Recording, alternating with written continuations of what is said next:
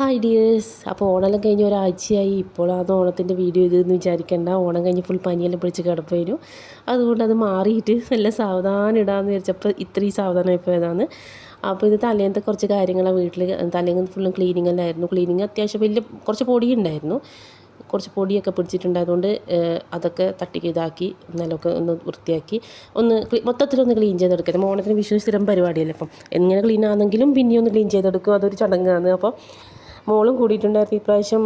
ഈ ആറാലെല്ലാം തട്ടാൻ വേണ്ടിയിട്ട് ഓളം കൂടി. എനിക്ക് ഈ പൊടി ഭയങ്കര അലർജിയുള്ള ആളായതുകൊണ്ട് മാക്സിമം ഞാൻ ഇത് ഒഴിവാക്കാൻ നോക്കുക. പക്ഷേ ചില സിറ്റുവേഷൻസിൽ രക്ഷയില്ല. അപ്പോൾ ചെയ്തേ പറ്റൂ എന്ന് വരുമ്പോൾ അപ്പോൾ അത് മൂക്കിനൊക്കെ തുണിയൊക്കെ കെട്ടി മൊത്തത്തിൽ ഭയങ്കര ഗംഭീരമായിട്ടാണ് മൊത്തം പൊടി തട്ടുന്നത്. അപ്പോൾ അങ്ങനെ ഫുൾ അങ്ങനത്തെ പരിപാടികളൊക്കെ ആയിരുന്നു. മൊത്തം വലിയൊരു വീതിയുള്ള തുണിയൊക്കെ കെട്ടി ഒക്കെ തുറന്നിട്ട് ഒന്ന് നീറ്റാക്കി എടുക്കുകയാണ്. അപ്പോൾ ഇത് കഴിഞ്ഞിട്ട് വേണം കുറച്ച് സാധനങ്ങളൊക്കെ വാങ്ങിക്കാൻ, ഓണത്തിൻ്റെ സാധനങ്ങളൊക്കെ വാങ്ങിക്കാൻ. ഏട്ടനിന്ന് ഡ്യൂട്ടി ഉണ്ടായതുകൊണ്ട് ഏട്ടനൊന്നിനും കിട്ടൂല ഇന്ന്. മറ്റ് സാധനങ്ങളൊക്കെ ഏട്ടൻ വാങ്ങിച്ചുകൊണ്ട് വരും. അപ്പം നമ്മൾ വീട്ടിലെ കാര്യങ്ങൾ മാത്രമേ നമുക്ക് നോക്കേണ്ടി വരയുള്ളൂ.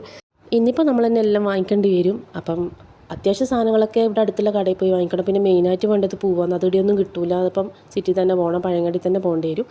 അപ്പോൾ അതുകൊണ്ട് തന്നെ നമ്മൾ ഇതൊക്കെ കഴിഞ്ഞ് ഈ പണിയൊക്കെ വേഗം തീർത്ത് കഴിഞ്ഞാൽ നമുക്ക് ഫ്രീ ആവുമല്ലോ എന്ന് വെച്ചിട്ട് ഇതൊക്കെ രാവിലെ കുറച്ച് നേരത്തെ തുടങ്ങി ഒരു വിധമെല്ലാം വൃത്തിയാക്കി അങ്ങനെ ആകുമ്പോഴത്തേന് എങ്ങനെയായാലും സമയമാവും. എന്നാലും അങ്ങനെ തുടങ്ങി. ഇത് ലീസലങ്ങ് കെട്ടിയിട്ടിട്ടുണ്ട്. അതിനുശേഷം നിലക്കൊന്ന് വൃത്തിയാക്കിയെടുത്തു. അതിനുശേഷം നമ്മൾ പോവാൻ റെഡിയാണ്. അപ്പോൾ വീട്ടിലേക്കുള്ള ഇങ്ങനത്തെ സാധനങ്ങളൊക്കെ ഓണത്തിൻ്റെ ഭക്ഷണത്തിന് വേണ്ടിയിട്ടുള്ള എല്ലാ സാധനങ്ങളൊക്കെ സദ്യ അല്ലാട്ടോ. നമുക്ക് ബിരിയാണിയാണ് സദ്യ എന്ന് വായിൽ വന്നത്. പക്ഷേ സദ്യയല്ല, നമ്മൾ ബിരിയാണീൻ്റെ ആൾക്കാർ തന്നെയാണ്. സദ്യയൊക്കെ ഒന്നുമില്ല. ഓണത്തിന് ബിരിയാണിയും പായസമൊക്കെ വെക്കും. അത് തന്നെ നമ്മൾ സദ്യ. നമ്മൾ ഈ കണ്ണൂരുകാരെ സംഭവം ഇതൊക്കെ തന്നെയാണ്. അപ്പോൾ ഇതിന് വേണ്ടിയുള്ള സാധനങ്ങളൊക്കെ നമ്മൾ അടുത്തുള്ള സൂപ്പർ മാർക്കറ്റിൽ പോയി വാങ്ങിച്ചിട്ട് വന്നു. കാരണം ഇതെല്ലാം എടുത്തിട്ട് അങ്ങനെ വരൽ നടക്കില്ല. പിന്നെ പൂ മാത്രം ഇവിടെ കിട്ടാത്ത. അപ്പോൾ പൂവിന് വേണ്ടിയിട്ട് മാത്രം നമ്മൾ കുറച്ച് ബസ്സൊക്കെ പിടിച്ച് കുറച്ച് അങ്ങ് പോയിട്ട് വാങ്ങിക്കാനാണ് വിചാരിക്കുന്നത്. അപ്പോൾ ഈ സാധനങ്ങൾ ആദ്യം വാങ്ങിച്ച് വീട്ടിൽ കൊണ്ടുവച്ചതിന് ശേഷം നേരെ പോകാനാണ് വിചാരിക്കുന്നത്. അപ്പോൾ അത്യാവശ്യം എല്ലാം ലിസ്റ്റാക്കി കൊണ്ടുതന്നെ വേഗം സാധനങ്ങളൊക്കെ വാങ്ങിച്ച് തീർന്നു. ഇല്ല എന്തെങ്കിലും ഐറ്റം മറക്കും, പിന്നെയും വരേണ്ടി വരും. അതുകൊണ്ട് എല്ലാം ഫോണിൽ അങ്ങ് ലിസ്റ്റ് പോലെ ആക്കി കൊണ്ടുവന്നിട്ട് തന്നെയാണ് വാങ്ങിച്ചത്. പിന്നെ ചിക്കനും ഇവിടെ എല്ലാം ഇവിടെ തന്നെ കിട്ടുന്നതുകൊണ്ട് തന്നെ നമ്മൾ ഇവിടെ തന്നെയാണ് വാങ്ങിച്ചത്. അതിനുശേഷം നമ്മൾ പഴയങ്ങാടി പോയി. ഇപ്പോൾ പൂവ് വാങ്ങിക്കാൻ വേണ്ടിയിട്ടാണ് പോയത്. നല്ല തിരക്കാണ്. ഇപ്പം തന്നെ ബ്ലോക്ക് തുടങ്ങി. ഇനി കുറച്ചും കൂടി സന്ധ്യ ആകുമ്പോഴത്തേക്ക് എന്തായാലും വൈകും. നമ്മൾ വീട്ടിലെത്താൻ തന്നെ വൈകും. നല്ല ബ്ലോക്കായിരിക്കും.